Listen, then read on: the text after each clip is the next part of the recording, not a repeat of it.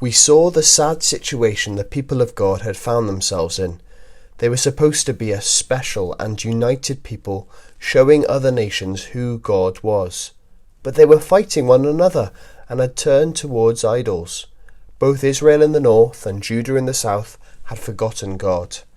God kept warning them, "Turn from your ways, or there will be consequences." Over many years there were only a small handful of good kings. There was Hezekiah, who was a great man of prayer. There was also Josiah, who was only 8 years old when he became king. They tried to remind their people to turn back to God, but nothing changed. So God did exactly as he said he would do if they forgot about him. He raised the fiercest armies to come and punish Israel. It's important to remember, whenever God punishes his people, it's always for their good. Israel was taken by a country called Assyria. Did seeing this happen to Israel change how Judah acted? No. They too were taken by a country called Babylon. This is what the Bible calls the exile. The Babylonians set fire to the Lord's temple and the king's palace. They destroyed the wall around Jerusalem, and Nebuchadnezzar, the leader of Babylon, his armies carried most of the people away to Babylon as prisoners. Only the poor farmers were allowed to stay and work the land.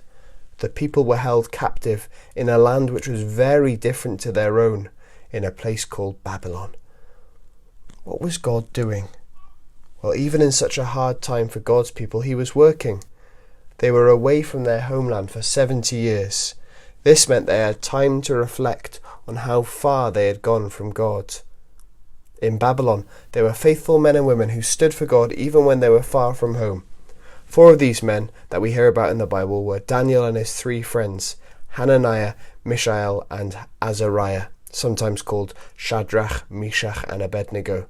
They had the courage and faith in God when things were difficult. Not even fiery furnaces or lions' dens could stop these men from faithfully following God. And after 70 long years in Babylon, the king said that the people of Judah could return home. What good came from this time in a faraway land? Well, they were reminded that God hates sin and that he is true to his word. They were now to be obedient to him. They never returned to the idolatry of the nations which had caused them so many problems before. The exile had taught them to hate the worship of idols. The exile was a way of removing sin for a short while, but they would need a way of sin being removed permanently. The exile showed them what they already were. They were far from God.